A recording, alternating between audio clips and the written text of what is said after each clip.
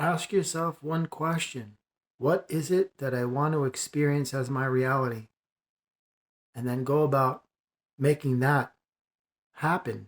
The only way you're going to do it is by supplying it in energy. Energies become experiences, experiences become reality. But if you find yourself always negative imaging, meaning that you always have negative thoughts, negative intentions, ideas, actions, envisioning something negative or negative memories or bringing up really bad energies from the past, that is going to be your reality. Because whatever the dominant energy is, that is the one that will always be expressed as your reality. Doesn't matter. You could be manifesting great positive things, but if you're always finding yourself consumed with a specific type of energy, whatever that energy is that you're always feeding and it's feeding you, that's what's going to be expressed. It's like you can have a really great project where you're helping others and you're really benefiting them in a lot of ways, but then you come back and you start just abusing yourself. And you do that more than anything, even though that is a good thing, and you only do that part-time.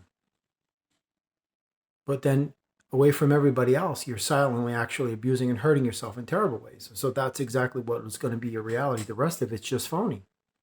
That's exactly what it is.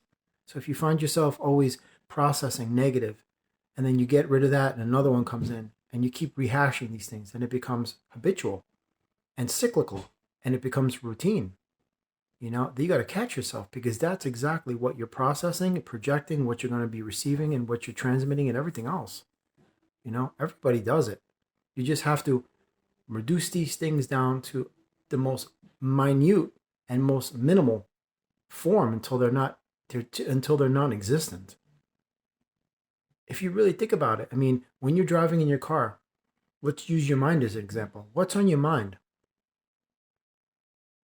Other than money and sex, forget those two, because that seems to be very popular with everybody. Not me, but I'm just saying, forget that for a minute. I'm just saying, analyze the types of energies that are occupying your mind. Are they positive or negative, low vibrational, high vibrational, functional, dysfunctional? That's what I'm saying. Are you always aggravated, stressed out, just PO'd, disgusted with things? That's what's going to be your reality, is what I'm saying. Whatever the dominant energy is that occupies your inner space that you call your mind erroneously, that's what is going to be projected, because your inner space is going to say, if this is what you want, I'm not going to tell you no. The universe can't stop you from hurting yourself. That's just the straight truth. So whatever you find yourself constantly going over and over and over again, over and over and over again, over and over and over again, whatever that is, you better make sure that that thing is a good thing that's going to help you. Because if it's not, it's just going to make you go deeper and deeper and down to that graveyard that you're digging for yourself. That's the way it works.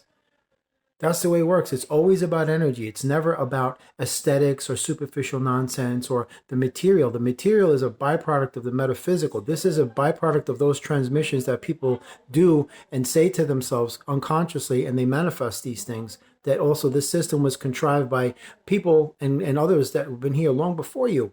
But I'm saying, in your immediate reality, what you're responsible for is what you can project, what you can carry, what you can transfer, what you can send and receive, and so on and so forth.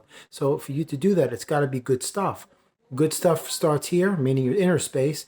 You project it, and it comes back, and it's going to be exactly echoed, not reflected, echoed exactly as it is. What you send out, you get back. So if you're constantly always inhibited with negativity, and that's the dominant energy in your space, that's what you're going to encounter. Doesn't it make sense? If you're eating poison, you will be poisoned. That's just common sense.